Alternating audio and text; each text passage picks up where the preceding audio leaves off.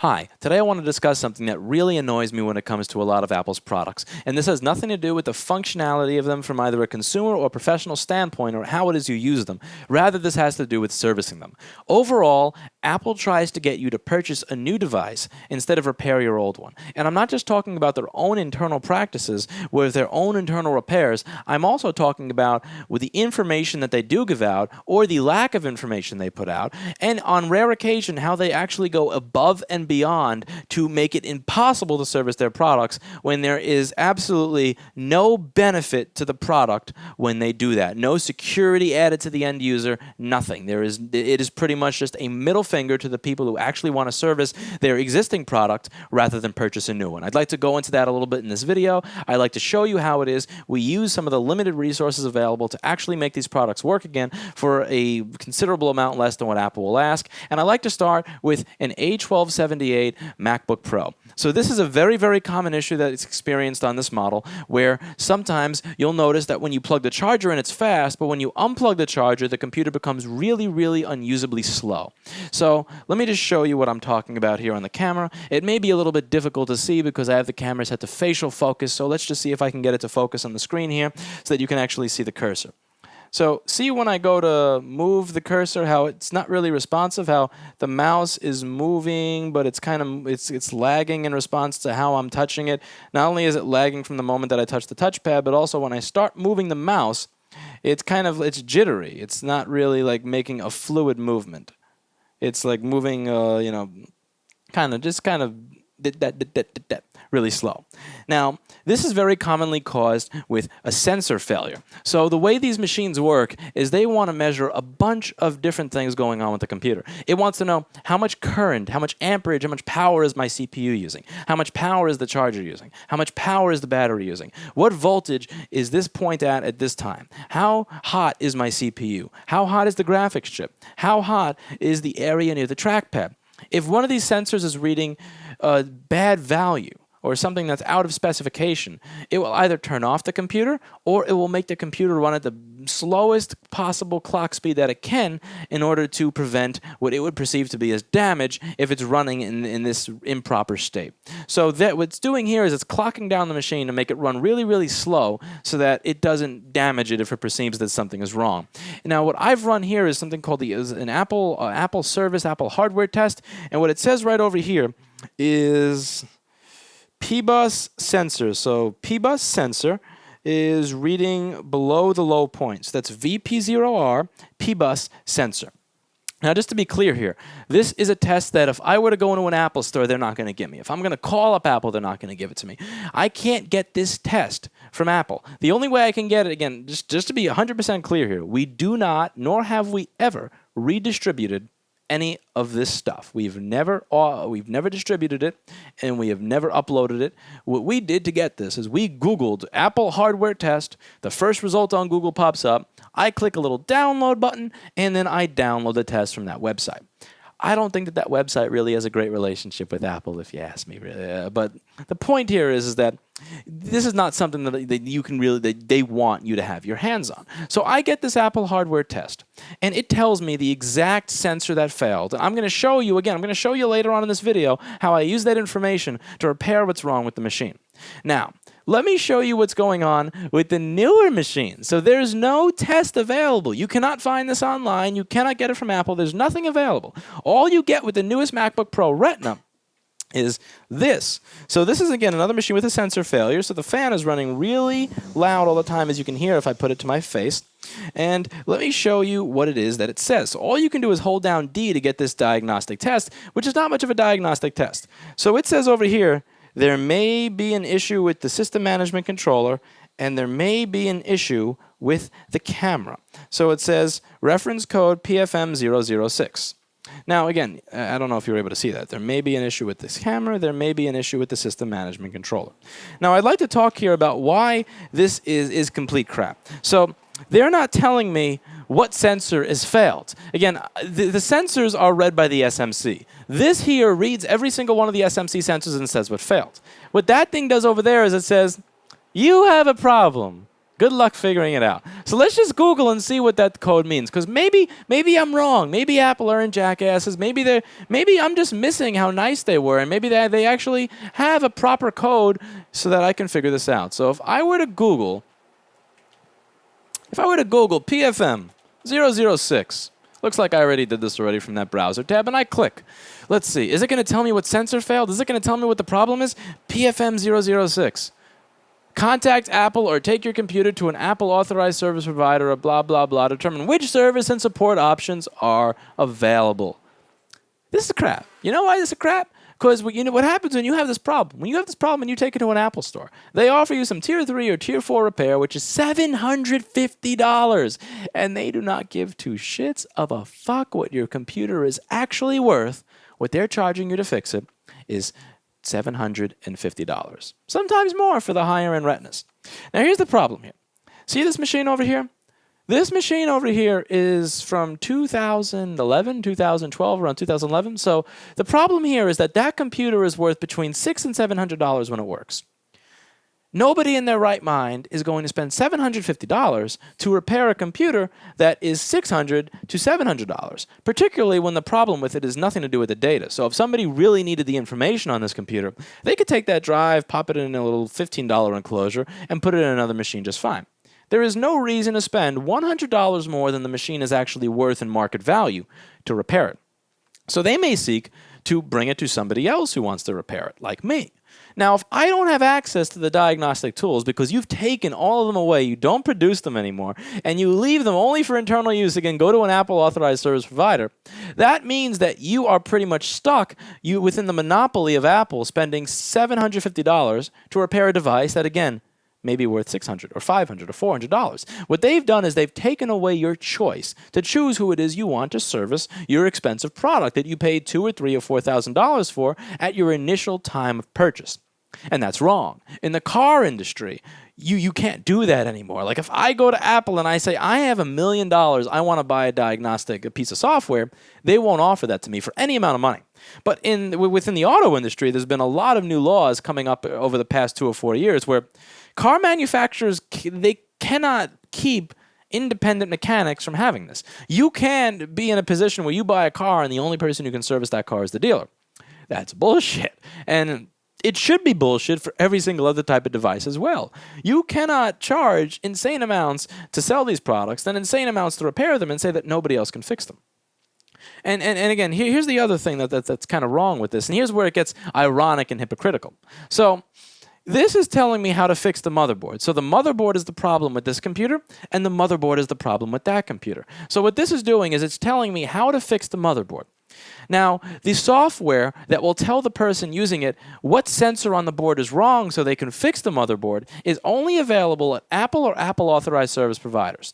Here's where this becomes really ironic and really hypocritical bullshit. So the only people who can have access to the proper diagnostic tools that actually tell you what sensor failed in the motherboard so that you can fix the motherboard are Apple. But Apple doesn't fix motherboards. They replace them. The Apple authorized service provider, when you bring it to the store and it has that error code, it will say on their service manual in their screen, replace MLB. What that means is replace main logic board. So you're limiting the diagnostic software to people who will be using this diagnostic software to say, I'm not fixing this. What the fuck? So again, a repair shop like mine that's actually set up with a $7,000 rework station and another $2,000 or $3,000 inspection and rework setup over here so that we can actually repair these things, you're not going to give me the tool I need to fix the motherboard. But you're going to give the tools that are required to repair motherboards to people who do not fix motherboards, whose internal policy it is to not repair the customer's motherboard. What the fuck? And again, this is just where it gets into really spiteful territory where you are going out of your way to make it difficult, where you're going out of your way to provide the consumer with less options so they are forced to buy a new one or encouraged to buy a new one. Again, if you're going to tell me that my $650 device will cost $750 to be repaired, and there are no options because you have limited those options because you have taken them away by starving the independent service centers of what they need to actually repair them properly, I'm probably just going to buy a new one. I'm going to go and buy a refurbished MacBook Air for $819 because, again, why am I going to spend $750 to fix something when I could pay $819 to just buy another one from you, and the machine that I have is worth $600? There's no point. So we are on the high end of pricing, just to make it clear. We are in the middle of Manhattan. If I want to walk a few blocks and buy a bottle of water, it's $3. If I want to live upstairs where there's probably ants roaming around and the building looks like shit and the floors do this and the apartment is not much bigger than this office except for the fact that it is a shower, that's going to cost me $2,600. Just to give you an idea of how expensive it is, that is the cost of living in this area. And even with the cost of living being so insanely high in this area, we charge $325 plus tax to repair this problem. Which, again, a lot of people consider high, but you got to consider the area. You have to consider that in my area, everything is expensive. And that price is half the price at Apple. So we're charging half what Apple would charge. So if Apple or an Apple authorized service provider, even in the middle of nowhere where you can get a beautiful apartment for $350 a month, even in the middle of nowhere where you can have a bottle of water for 75 cents, it's $750. Whereas here, in the mecca of ripoff, in the middle of Manhattan, we're charging half the rate. And again, all around the world, there are people charging much less than Apple. You're looking at places in other countries where they're charging $109 to fix this entire issue. And that's the other thing to talk about here with the other countries. There are areas of the world where there are people that I talk to, and they're like, okay, Apple said if I want this done, I need to go to an authorized service center. The closest Apple authorized service center is a 6-hour flight. That would cost me $900. Do you have an alternative solution? And they'll say no. You have to realize that there are a lot of areas of the world where there are no Apple authorized service centers, where there are no retail Apple locations, where your only option is third party. So if you offer no options to third parties, but again, a fuck you, then how are people supposed to have these products serviced? One of the things that you have to think about here is that one of the pros of Apple products, since they are everywhere now and since their products are simple, again, you'll see 2 or 3 new Apple products released a year in terms of laptop and cell phone, whereas Samsung and HTC and all these other brands and Asus and Acer and Toshiba, they will shit out 100 products in a year, whereas this is only 1 or 2, is that many repair shops stock parts for them. Many repair shops know how to fix them because they're ubiquitous. They're everywhere. You see this product everywhere. And since there's only 1 or 2 of them, it's really easy to stock parts for it. Again, if I want to fix Apple phones, I stock 2 or 3 screens and I'm set. I want to fix HTC or Samsung phones, or I want to fix Android phones, I got to stock like 40 or 60 different things a year.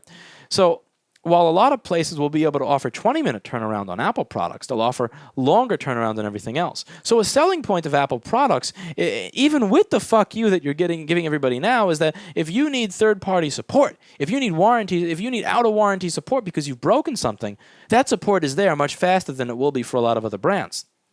But you don't. And imagine what it would be like if you offered that help to all these service centers.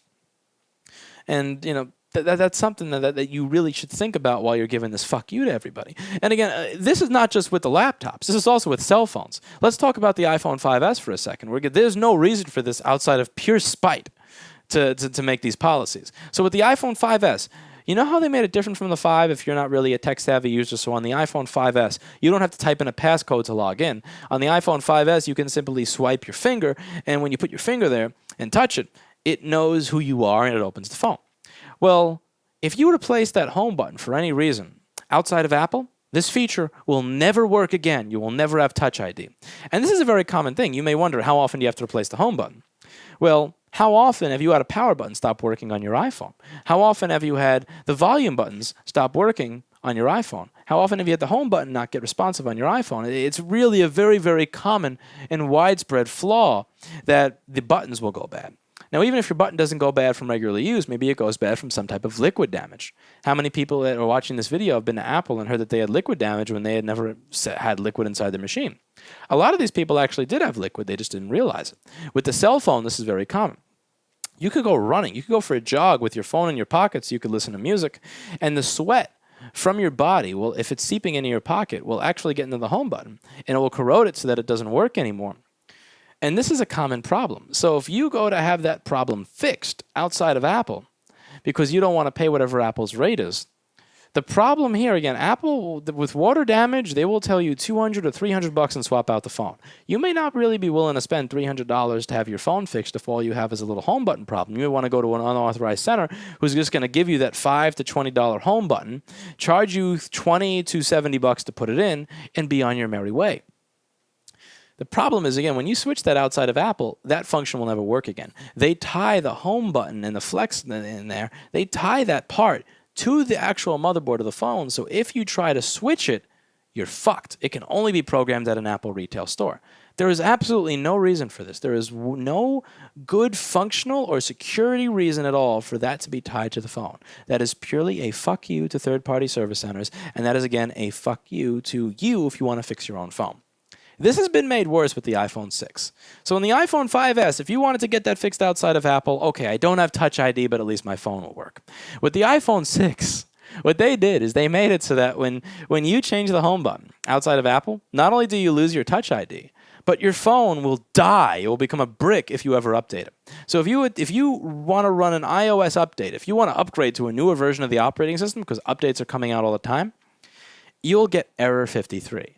Error 53 pretty much means you're fucked, you are never getting your data, you are never using this phone again, it's done for. Your phone is screwed. And that's what happens when you try to update the OS if you've changed your home button.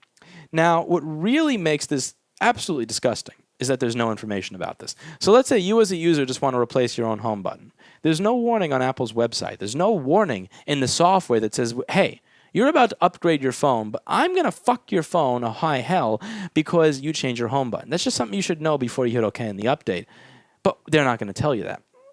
That's spiteful. That's wrong. That's bullshit. But for some reason, we live in a world where they are allowed to get away with this, and this is OK. And it's not OK. And they shouldn't get away with it. And we shouldn't put up with it as end users, but for some reason we do because so many people like their products. So let's go into how we can fix this. Enough talking, and let's get to actually getting something done. So it says that the VP0R P-bus sensor is reading below the limit. So let's see how, when the diagnostic information is available, let's see how it is we solve that problem. So I'm going to go over here to the schematic, and I'm going to try to find that. So let us try to find that here. Let's find the schematic. Again, that's also something that I have to Google to find because you can't buy it from Apple. You can't get it from them. They don't want you to have that information. They want you to buy another one. They want everybody servicing their products to get screwed over so that, again, they can be the only one to service their products at ridiculously high prices so that you don't have them serviced. So let's switch over to here and let's go P-bus. P-bus, voltage sense, enable, and filter. So let's see what this area looks like here because I'm going to guess that that has something to do with it. So I'm going to close the machine right now, and I'm going to unplug the battery. I'm going to take the motherboard out of the machine, and I'm going to put it under the microscope. So I want you to actually see what it is I'm looking at. I want you to see what's going on with it. So let's look at what's going on in the Q5300 area, and also in, let's see, so SMC P-bus vSense. So I'm going to see what's going on in that area. So what I'm going to do is I'm going to open this board view software over here. And the board view software, so let's see. So we were looking at what components? We're looking at Q5300.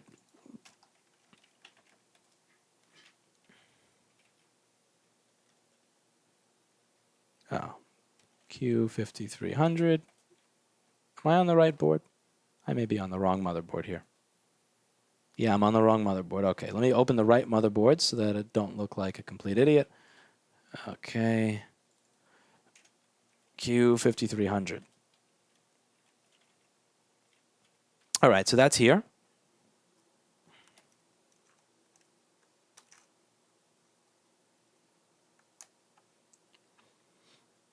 By the way, one thing to know is that the reason you don't see this discussed is because most people who do this and who know these things, they're afraid that if they discuss this openly that they'll get in trouble, and they don't want to get in trouble. They don't want to rock the boat. They just want to continue making their living and just move on. And I wish sometimes it would probably be best if I had the discipline and also the good sense to do that. But when I realize that I'm being fucked and that there's something in the world that is not the way it should be, and that not only am I getting fucked, but other people are getting fucked, that consumers are getting fucked, that other people who do what I do are getting fucked, I just feel the need to talk about it. because that's how change happens. I want to be a part of the change that I want to see in the world.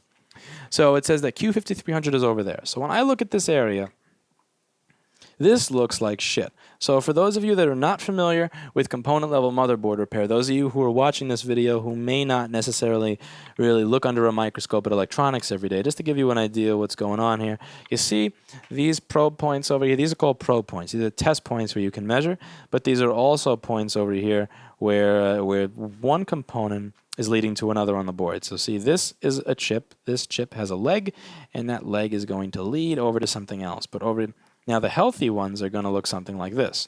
See this one over here? It's nice and shiny. It's nice and shiny. There's no problem with it. And the ones that have been screwed up in some way are going to look like this. That looks very screwed up. So we're going to see what's going on here, and we're going to try to fix it and see if we can get rid of that sensor issue. So the first thing that I'm going to start by doing, when you look in the area, you also see some other stuff that looks kind of corroded, and that's also related to the voltage sense. So let's go move over here because this is U5410. All right, so let's see on the schematic over here. All right, so let's see, U5410, U5410.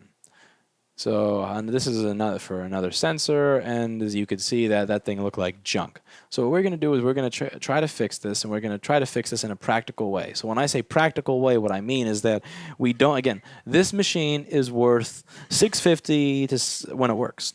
I can't replace that board, so what I have to do is I have to fix the one that's in front of me.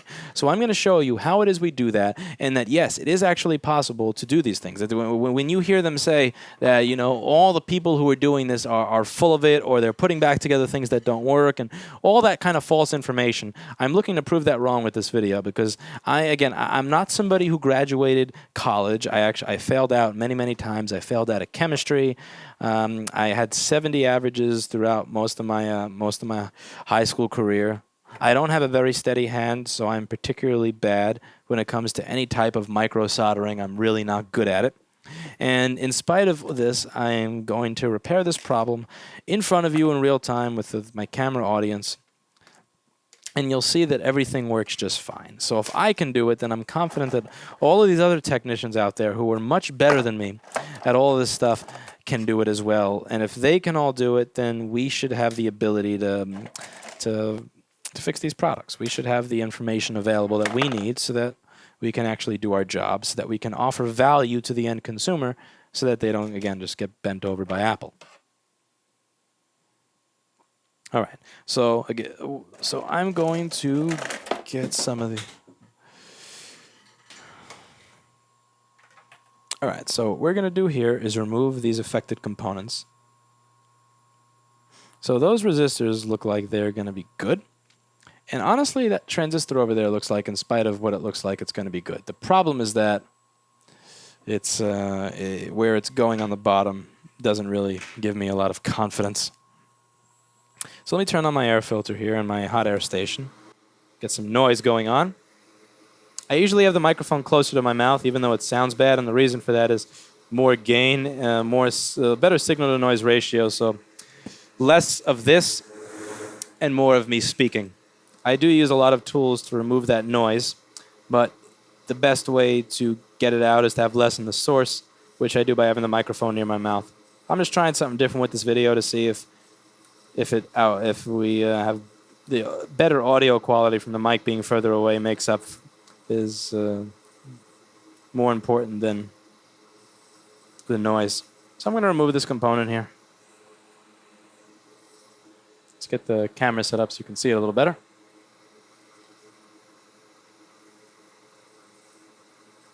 I'm going to need a little bit more heat. Luckily, this HAKKO FR801 hot air rework station that I have here gets really, really hot. So even on these, GTFO. The only reason I don't trust that is because it's directly attached over here to an area that I don't particularly trust. So what I'm going to do is I'm going to add some flux and some solder.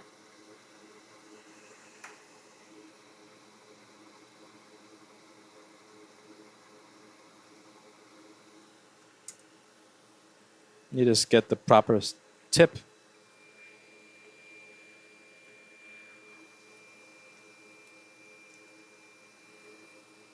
And again, this is not even one of the more complicated issues. To many of the people who are advanced in board repair, this is a very simple and very common issue.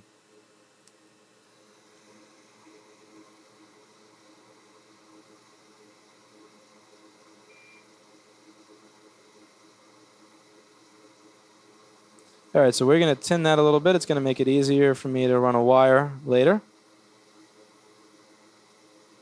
So I'm going to replace that little transistor, and that transistor is part of the enable circuit, which is actually going to turn that sensor on. The whole idea is that sensor does not have to be on all the time. It should only be on when the machine is in an SO state. So an SO state means that the machine is actively on and working. S5 state means that the computer is hibernating or off. S3 means that the computer is sleeping or in suspend. And SO is when the computer is on. If you don't understand what that means, you can look up power states, SO, S3, S5, and you'll see a lot of excellent explanations online from computer engineers on what the different power states are, and they'll explain it a lot better than I am with my very oversimplified explanation. But the whole idea here is that the sensor should only be on when the computer is in an SO state, and that's what this is responsible for.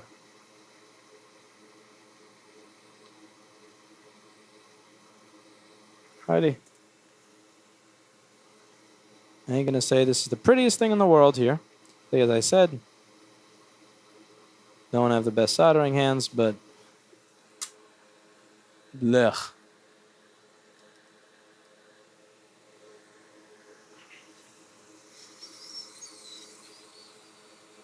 Okay. Now, what I want to do is I want to see where that wire, runs to over here. So that's going to something, and I don't really trust that nasty looking link. So I'm going to switch back to the screen capture here so that we can see what that is. So that's PBus SO vSense, I believe. All right. It cut off over here because Windows scaling sucks. But if you don't have Windows 8 and you don't have that shitty scaling enabled, it'll be easier. So let's see. So it's going to show me where, this is another piece of the software that's useful. It shows me where all these different points show up on the board. That's supposed to be going to the other side of the board to this resistor over here. So what I'm going to do is I'm going to run a wire to that resistor. So I'm going to take a wire and I'm going to run that wire to the other side.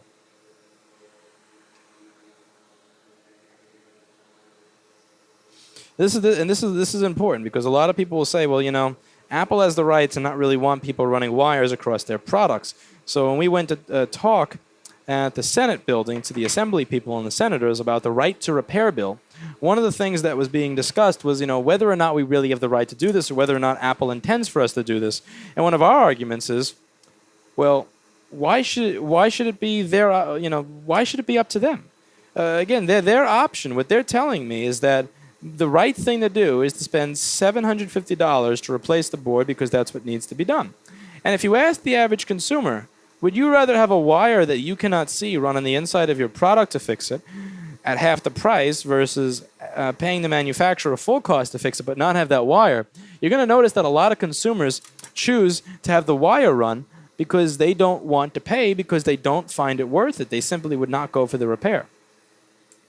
And that's the consumer's choice, not anybody else's. It's not up to me to make that choice for the consumer, nor is it up to Apple to make that choice for the consumer. It's up to the consumer to make that choice for themselves. I have no right to tell somebody what it is they should do with what they own if what it is they're doing is not harming other people.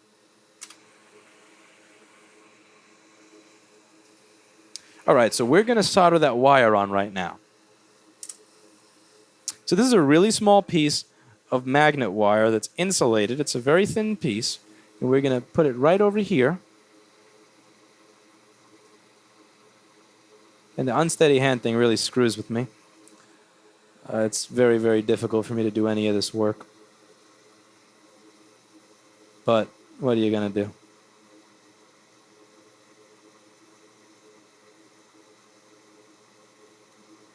I wanted to see it flat with the board, so that's why I kept going over it. The wire needs to be laying flat with the motherboard. It's very important that if the board is here, you don't have the wire doing something like this. Because then if you want to break it off, you just break it and it's attached by this one point. Then it goes boing. But if you have it flat and you try to break it off, then you have to move this entire wire versus moving it from that one little point. So that's why it's really important to have the wire laying flat with the board. So if you're doing this type of work, Very important, have the wire running flat with the motherboard. So now we're going to go over to the area where the resistor is on the other side. So let's find that resistor again on the board view. Let's change the board view so that it's where it's supposed to be for me to actually get anything. So now let's find that little resistor so that I can see what side I'm supposed to solder it to. So I'm supposed to solder the right side of this resistor over here. Now that is going to be, so we have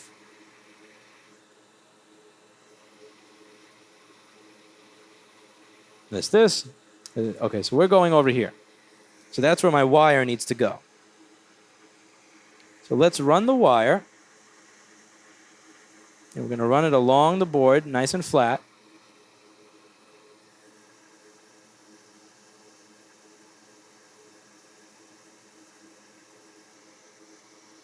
To run it around something.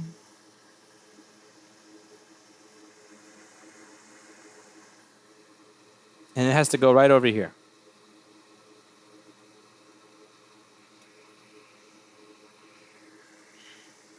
So I'm going to try and cut this to perfect length.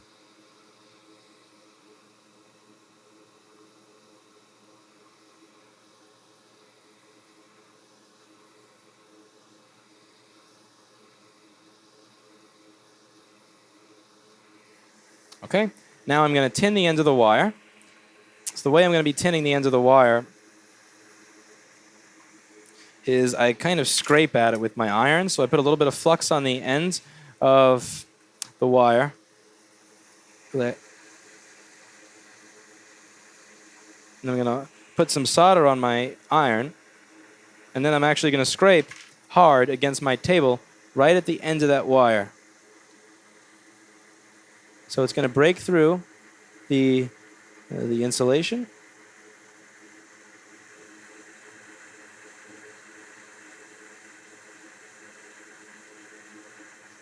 So right at the tip, I'm going to have a portion of my wire where it conducts electricity from the other end of the board, and I'm going to solder that end to my resistor.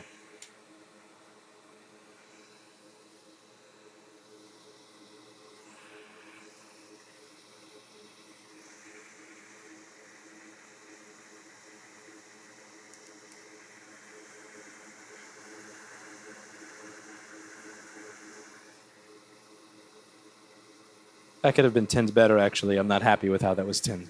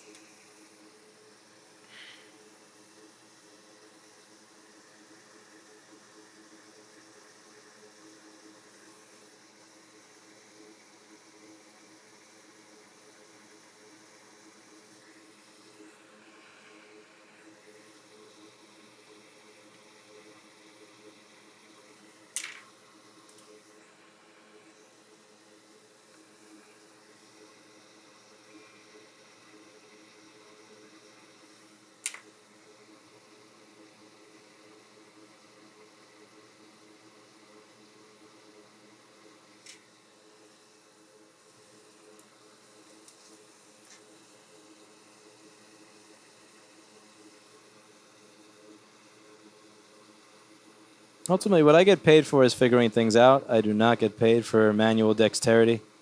If I got paid for soldering or small hand movements or anything of that nature, I would be bankrupt, out of a job, homeless, done for, because this is not something that I am good at.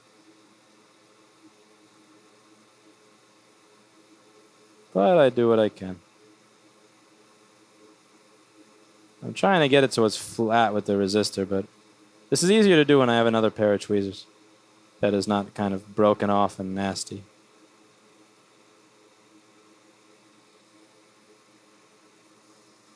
Ideally, I would have had the insulation running all the way up to that, but such is life. So I have the wire running there. Now we're going to try to observe for any type of other damage on the board after I just get that wire situated exactly where I want it.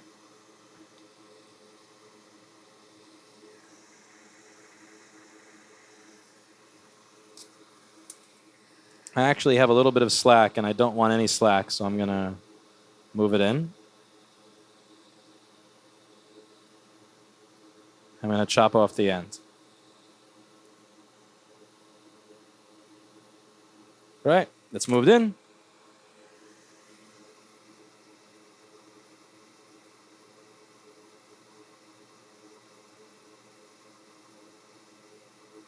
So the wire now has no slack. It's very tight running along the board, not tight enough that it's going to break things.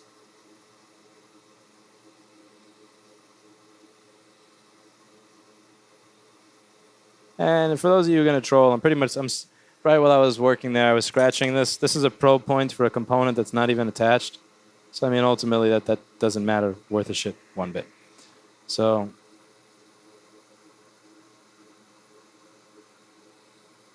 alrighty. Good to go. That's the other cool thing about Amtech 559 flux. You can actually use it for a while before it burns away. So as you can see, I kept reheating there without applying new solder. So that's my jumper wire. That's jumper wire number 1 for our problem. And it's going from there to here. Routed around Mr. Screwhole.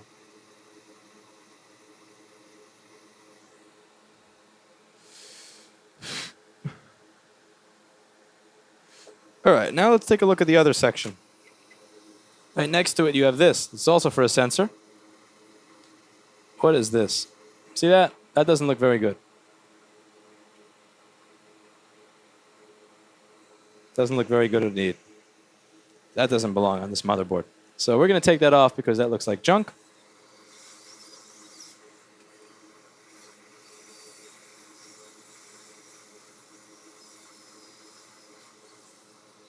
So let's see if that trace is and that pad is savable. Come on, don't be stubborn. Good flux. Okay. Wait for the iron to heat up.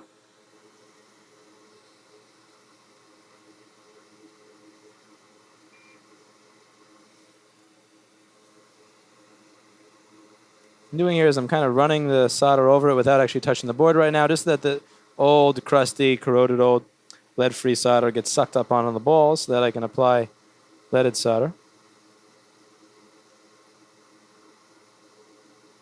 So that center pad is going to be a problem. Let's blow away the flux that just got on the board. We can always clean that off later.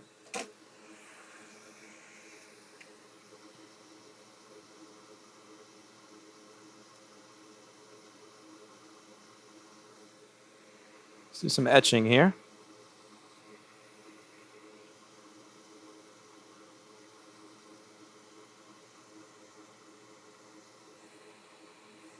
So what I'm doing is I'm scratching away that protective surface. And now once I've scratched away the protective surface, I can add some flux, because flux will help clean and also help solder stick, and run some solder along there. That's too much flux, but fuck if I care at the moment. And do this.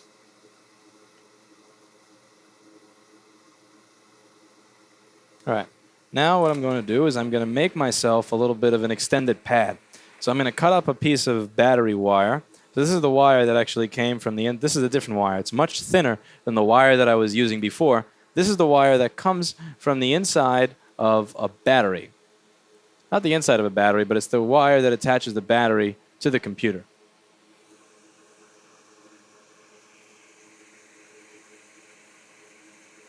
I open up one of the individual strands and I take a piece of wire. Single little piece. And then I lose it because it's really tiny, so I'm going to go ahead and cut myself off another one.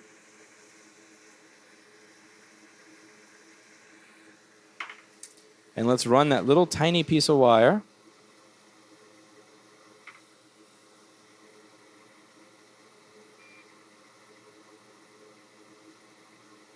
Can I hold that thing steady for more than a second? Not even close. Who are we kidding?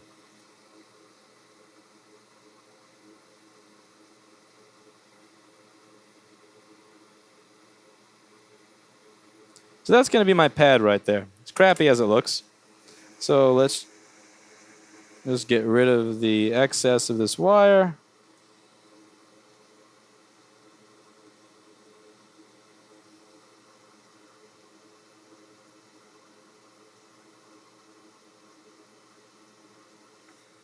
There's still excess of the wire. Move away some flux so I can see. I lowered the temperature of the HAKKO so that it wouldn't melt the solder, so it wouldn't move the wire away. All it's doing is just moving away the junk. Okay, now I'm going to take this, move it around here again. So this here is my pad. I know. It's really lame. It's incredibly lame, but it will have to do because the thing is missing.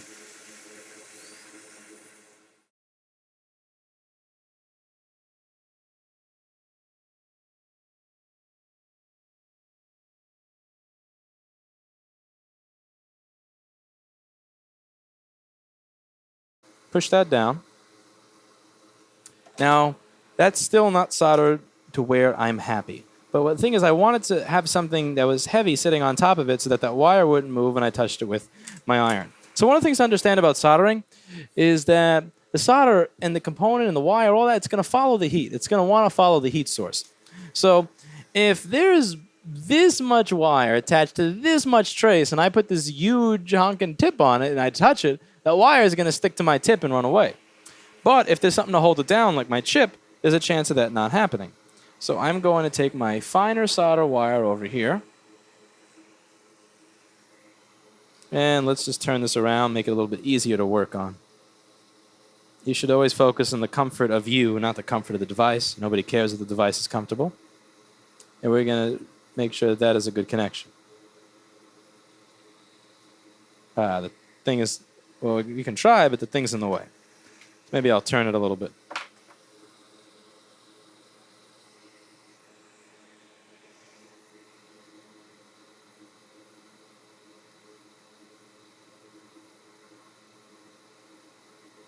Remember, on the other end, that wire is actually attached to the trace that the pad was going to that was dead.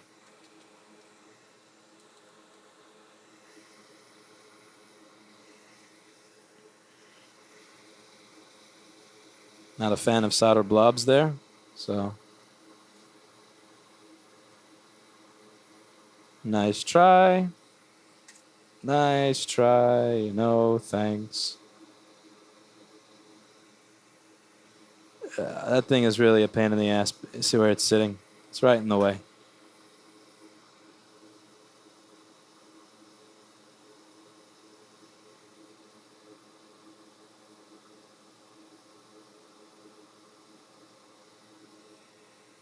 Okay, that's good. See that?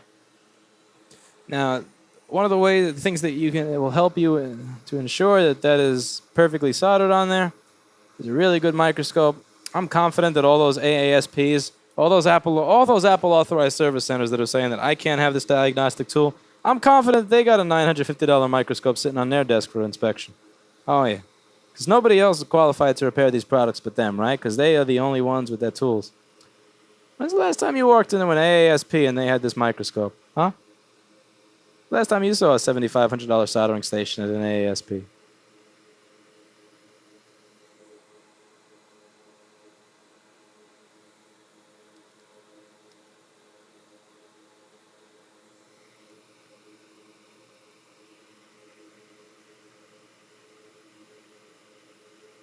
Good to go.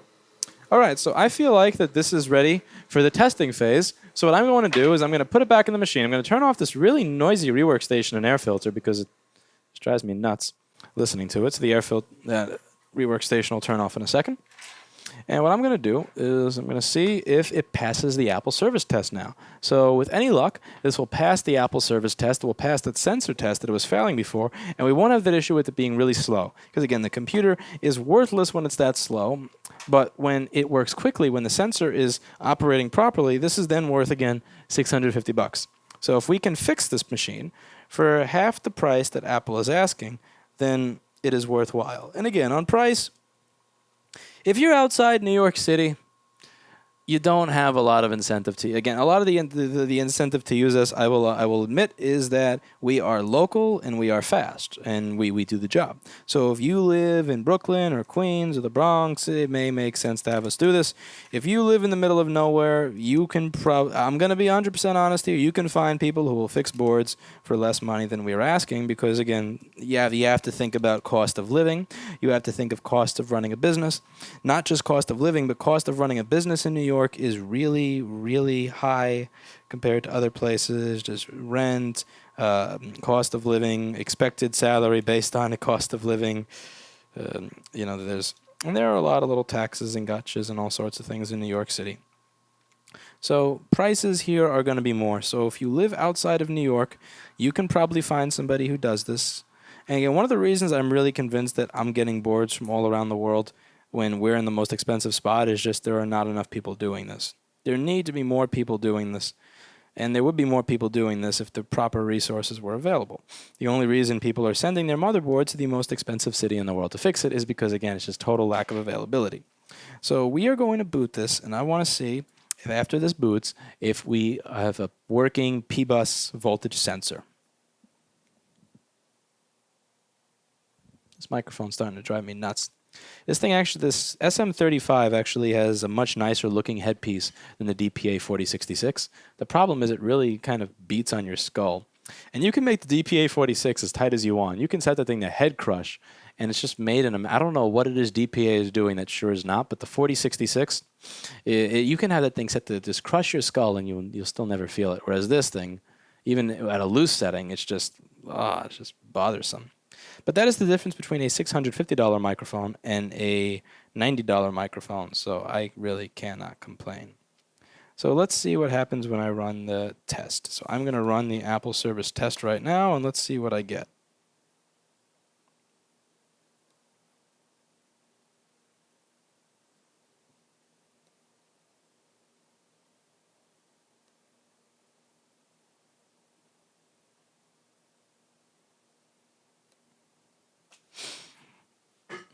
So we still have some failure for some other stuff, and we'll actually look into that.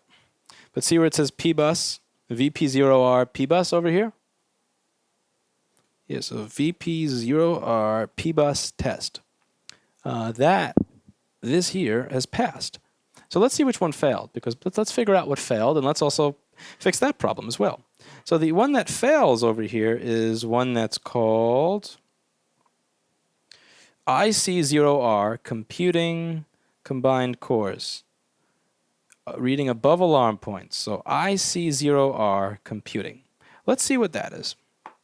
Again, we want to give back a proper device. We want to give back something 100% working, not 90% working. That 90% working is what the bullshit places will do. So let's go and look that up. Before I look that up, let's turn the AC back on because it is the middle of summer in New York and it is freaking hot in here. All right. I need my AC to work. Once the AC turns off, I stop working. So IC0R Computing.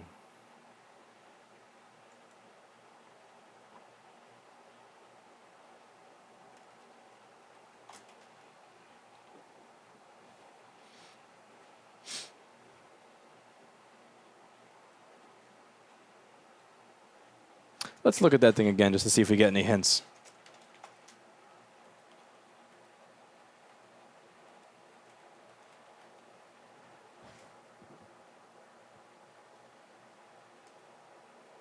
So we have U5400.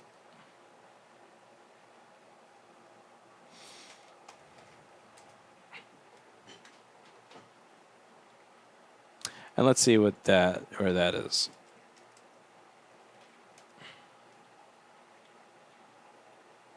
So that's by the LCD connector. Let's see what this looks like, because we have an error that's related to computing sensor. And the only one that I can find for that is in that area by the LCD connector. That's another one that's really, really common.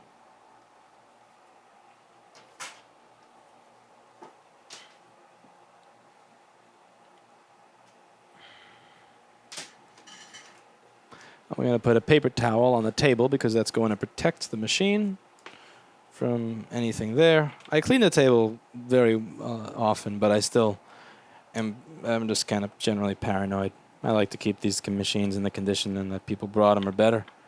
So let's see what this looks like here.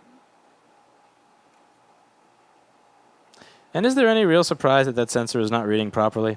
And again, this is the chip that the schematic says is responsible for that sensor. And look at it. Just look at it. Just look at it. So let's get rid of that thing and replace it. We're going to replace it with one that is not disgusting. To make this easier to replace, what we're going to do is add some flux.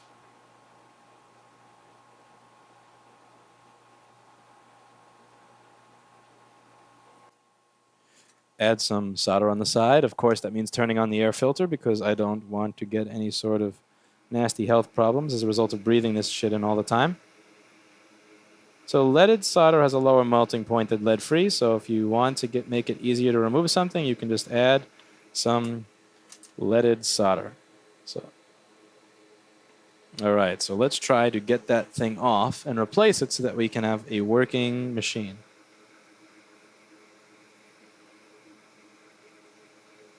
All right, so we've removed that broken component. So as you could see before, the legs were actually broken off of the component completely. Add some flux again. We want to suck up all the old nasty solder. So we sucked up a decent amount already.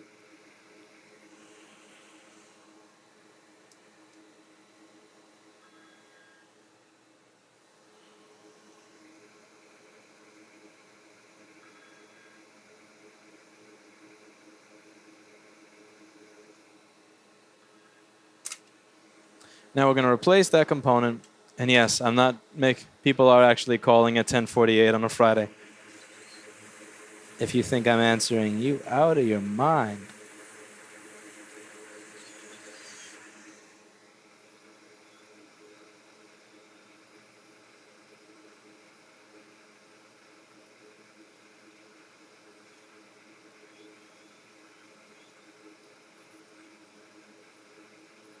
This one looks like shit. I don't trust that chip. Let's get another one. It's not nice to solder things that look like crap on people's motherboards.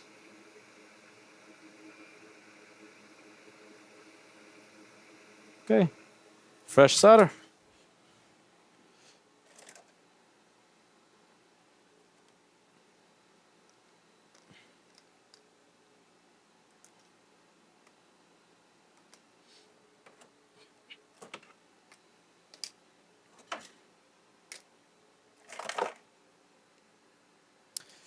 And now time for a fresh chip. Right, let's get ourselves.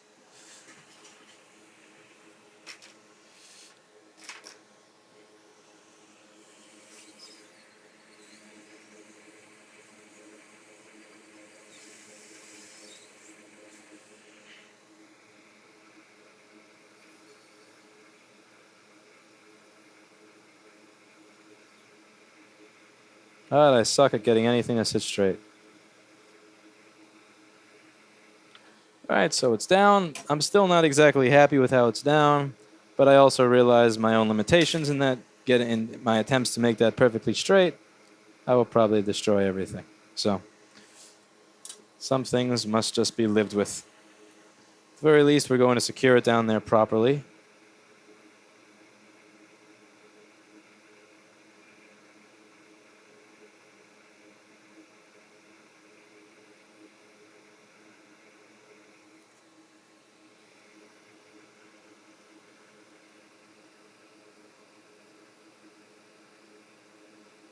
And of course, I created a bridge. Hopefully you guys will be smarter than me and not do these stupid, silly things like creating bridges while you're working. It is my fervent hope that you not only learn what to do from these videos, but also what not to do, and that you don't do really dumb things like what I just did right there. That's the great thing about unedited videos, is that the camera catches everything, even, yeah, again, me knocking the capacitor off of the board like an idiot. Gotta love it. All right, so let's get another capacitor.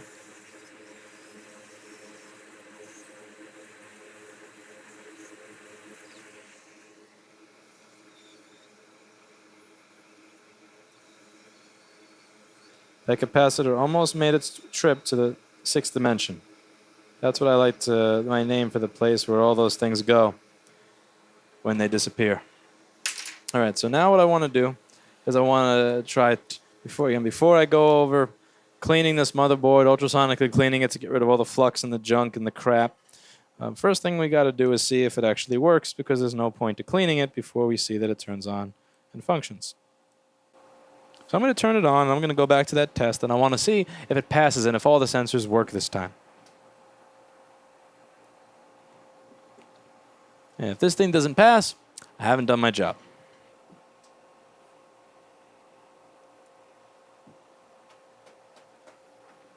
And now we wait. I have this stuff on an SSD because I don't have the patience to wait. I don't like waiting for hard drives. I hate waiting for hard drives. I'm sure many of you guys do as well. That's why you all own Apple products. Because Apple products at this specific point in time that I'm filming this video, not when I'm uploading it, but when I'm filming it, you guys, Apple's got some of the fastest SSDs inside of a consumer product. Keyword consumer there. Like, you spend $1,000 on a laptop, and this is the SSD that you're getting. It is just ridiculous. So as you can see here, I have a perfect rating of passed. So all the sensors work. So let's just, I'm not sure how visible that's going to be to you. Hold, that's all right. So we're going to go over here and scroll. So let's see, which are the ones that were failing before? Can I scroll on this? Oh no, I have to use the stupid friggin' bar. All right. I missed the ThinkPad. I need my middle mouse button. I'm lost without my middle mouse button. So we had IC0R that was messed up. IC0R. So that passed. See over here? IC0R. IC0R. That was the one that failed before. And let's go and find VP0R. VP0R, I got to scroll down a little more. Again, the sensor reads within operating range. I have to hope I can find my way back to whatever focus I had this set to before.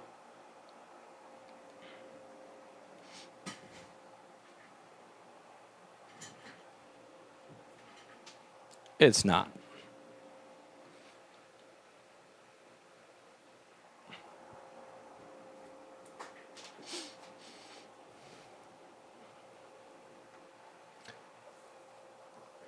So as can be seen here, I fixed my problem. So we had a problem with the motherboard of the computer, which is a piece of the machine that Apple says is not serviceable. It's a part that they say that you cannot fix. And not only did I show you exactly how it is you can fix it in under 1 hour of time, but I'm also somebody who barely has control of my hands. And I'm doing this very small micro soldering of interconnecting these tiny components, of figuring out what's going on in under an hour. It is absolutely possible to do this. There is no reason that the only solution to these types of problems would be to pay the manufacturer of the product $750 to fix it, particularly, again, when this machine is worth $650. With that newer Retina has a resale value of around $1,000 to $1,100. The argument can be made that you would be buying that computer for more than the cost of repair, so the $750 option is an option that's worth considering. And there I will contend that the $750 option is an option that is worth considering. But also, what I'll argue is that you should have another option. And how many aspects of our life do we as consumers have literally one option for something? There shouldn't be. There should be many options. There should be so many people other than me out there doing this that it's ridiculous, and there are not. There are a handful of a few hundred people out there that do this, and that's it. And it's because you have to do, again, you have to do this dumpster diving to find the tools, dumpster diving to find the parts. There are a lot of these small pieces where I can't simply go to Mouser or DigiKey and buy them. My only option is to buy boards that have holes in them and take them off of boards with holes in them. And that's just, it's not something I feel like doing. Again, with the SMC chips, with a lot of these small chips that go on these boards, they come with programming, and we can't program them. So you have to, again, and that's not going to stop me. Don't get it twisted. You make it harder to repair this product, I'm not going to stop fixing it. I'm going to find a way to repair these products whether they like it or not. It's just a question of whether it's going to be easy. It's just a question of whether you're going to make it convenient for the consumer. It's a question of whether it's going to take me 4 days to find the sensor that's wrong on that machine, which by the way, I'm guessing it's trackpad because trackpad usually shares a bus with the camera, and it said that the camera is something I should check. So I'm going to follow up on that, but I'm 99% sure it's something on the trackpad line pulling it down. But I digress. I'm going to figure that out. Whether you make the tools available or not, rest assured I will figure it out. It's just a question of whether or not I'm able to provide the best experience possible to the consumer. And the consumer is here because they're clearly not satisfied with the experience that they had with you when you told them it will be $750 to repair a computer that's worth very little more than that. They're already not going to have a good experience with you. At the very least, you should allow them to have a good experience with me, with your own product, because it will allow your product to have a more positive impression on the world. So if I can fix that product in 3 hours versus 2 to 4 days, the customer will be happier overall when they look at this Apple laptop versus looking at it and thinking, man, I was without this thing for 2 to 4 days. Fuck. And you know what I'm trying to get across with this video, the ultimate idea here, it's not a message of hatred, it's not a message of anger, even though in some ways I am irritated and I am angry. What I'm trying to do here is I want people to realize that this that is happening is wrong, and I'm hoping that if enough people realize that it's wrong, and enough people comment on why it's wrong, and enough people think that it's wrong that third-party repair centers cannot have access to diagnostics. It's wrong that third-party repair centers will destroy your phone by replacing a $5 to $10 home button. No joke, again, your finger is wet because you just wash your hands, you accidentally press your home button, you got to go to Apple and pay $300 because they will not allow me to replace the button. Like, I replaced the home button on your phone, and for absolutely no reason, one day when you go to update it, without warning, the shit will die. And like this is an injustice. And what I want people to realize is that this is an injustice before it continues to get worse and worse and worse.